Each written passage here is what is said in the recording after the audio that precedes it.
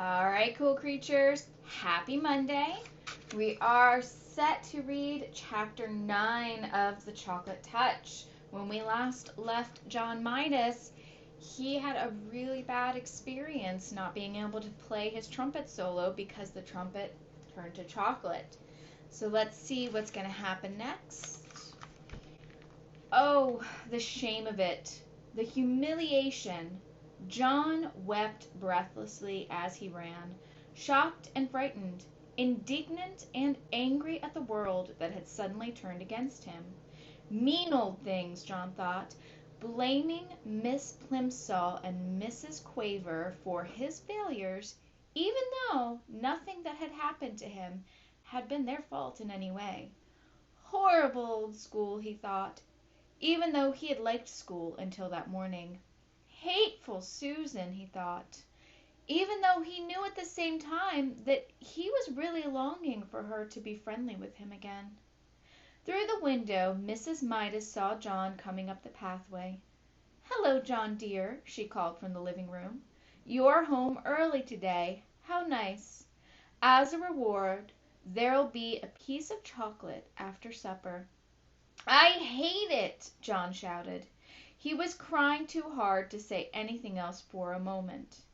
When she heard the sound of his voice, Mrs. Midas rushed into the hallway. "Why, what's the matter, dear?" she asked, putting her arm around him. John twisted away from her grasp, ran past her, and started up the stairs toward his bedroom. "Susan doesn't want me at her birthday party," he said as he went. "I know she doesn't. Well, I don't want to go to her rotten old party anyway." "I don't think you really mean that," Mrs. Midas said. "Besides," she added, and John was halted by the softness of her voice, "Mrs. Buttercup just telephoned to say she was going to drive over herself at 4 o'clock to pick you up." "She did?" John said, blinking down at his mother from the top of the stairway. "Yes, she did," Mrs. Midas assured him. "So you'd better hurry and get yourself washed and brushed. Your party clothes are laid out on your bed." There were games on the Buttercup's lawn while it was still warm enough outside. Later, the party supper, including the birthday cake, was going to be served indoors, and there should be a magician and a short movie. John joined in the blind man's bluff and grandmother's footsteps and fox and geese, and soon he became more cheerful.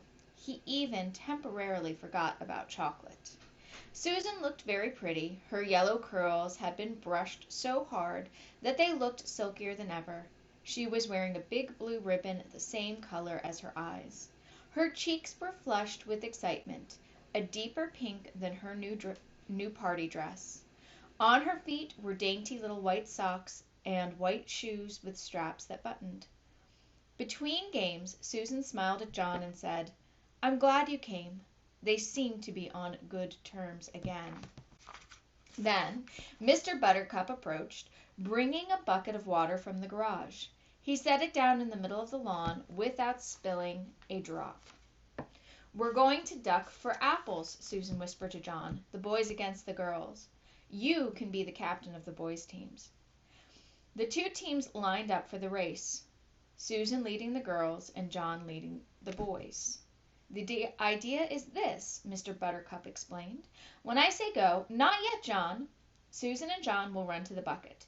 There are 12 apples floating in the bucket and 12 people in the race. Using only their teeth, Susan and John will grab their apples and run back to their lines. As soon as they touch the hands of the number 2 runners in their teams, Dinny and Duncan, Susan and John will go to the end of their lines, and Dinny and Duncan will run back to the bucket to duck for apples. Do you all understand the way it's going to work? All right. 1, to get ready, 2, to get steady, and 3, to go." Susan bounded ahead like a jackrabbit and had her face deep in the bucket by the time John reached her side and crouched down for his apple. He got his eye on a big red one with its stalk jutting up conveniently for him to grab. He lowered his face, opened his mouth, and lunged.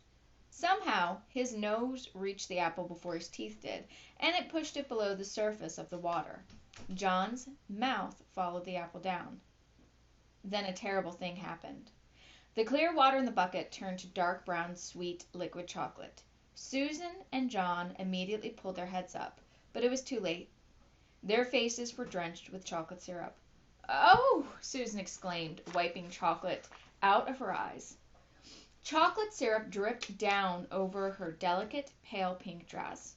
"Oh!" she moaned. John was in the same state. There was chocolate all over his face, there was chocolate on his white shirt front, and on his gray flannel shorts, and there was chocolate in his mouth. "Glug!" John said. "Glug!" Susan was too surprised and angry to speak. For the second time that day, she turned her back on John and ran away from him. Mrs. Buttercup offered to clean John up, but he couldn't bear to stay at the party another minute. He started off at once for home. And here's a picture of John and Susan, all covered in chocolate, trying to duck for apples. Poor John seems to be struggling. We'll have to see what happens in chapter 10. All right, cool creatures, I love you dearly, and I will see you soon.